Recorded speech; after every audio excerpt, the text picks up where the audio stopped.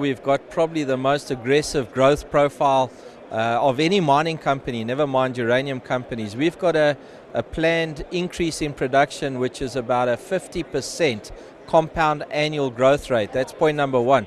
Point number two, we're the only uranium company that's established in the top 5 uranium jurisdictions around the world. And the third point is that we are exposed to the uranium price. We've got no hedges. A lot of the more traditional or existing producers have legacy contracts in place. And they are only seeing about $20 a pound now. We see the full $85 a pound. What's your personal passion for this business? Why are you doing this? And to your family? Well, listen, I love a challenge, number one. Number two, it's very rewarding to create a company like this, work with the people that I work with. Of course, to make money. That's the name of the game. It's business.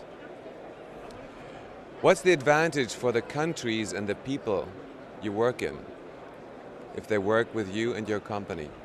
Well, there's a number of stakeholders, and I think if you start with employees, we're able to offer jobs to help people uplift themselves.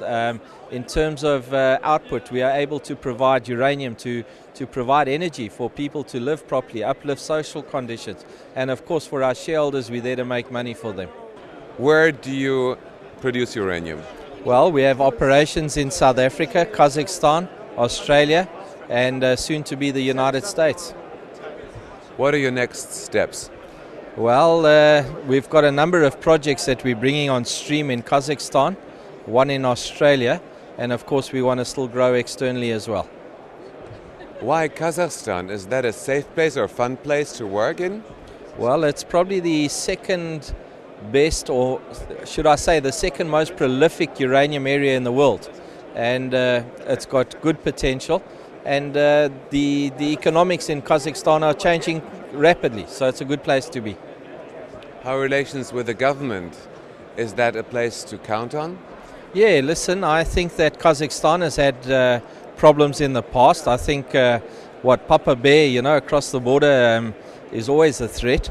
But certainly we've been very impressed with the way we've been received in Kazakhstan, and I think they've made great moves forward. What have you learned to do what you're doing? Well, listen, I've come out of the gold mining industry.